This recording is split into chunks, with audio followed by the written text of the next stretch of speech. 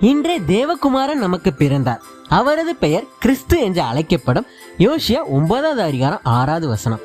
அன்பான நண்பர்களே, கிறிஸ்துமஸ் ஆனாலே எல்லோருக்கும் ஃபன்னு, லைட்ஸ், கிஃப்ட்டு தான் நமக்கு நினைவுக்கு வரும். ஆனால் கிறிஸ்துமஸ்க்கு உண்மையான அர்த்தம் என்னன்னா, ஒரு குழந்தை பிறந்தார், உலகம் இருளில் இருந்த பொழுது ஹோப், பீஸ், லைட், ஜாய் எல்லாமே கொண்டு வந்தார். நம் வாழ்க்கையில பல நேரம் தோண்டு போய் இருக்கலாம்.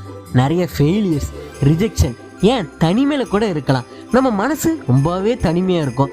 அல்லது நமக்கு பிடிச்சவங்க நம்மளை விட்டு போயிருக்கலாம். ஆனா இந்த கிறிஸ்துமஸ்க்கு அப்புறம் இருந்து உங்க வாழ்க்கை கண்டிப்பா மாறும்.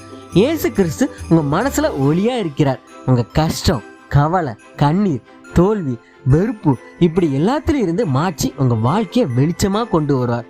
அவர் உங்களிடம் சொல்கிறார், நீ தனிமையில் இல்லை, நான் உன்னோடு இருக்கிறேன். இந்த கிறிஸ்துமஸ் உங்க மனசுல அந்த வெளிச்சத்தை உணருங்க. அந்த ஹோப்பை உங்க வாழ்க்கையில வாழ வச்சுக்கோங்க.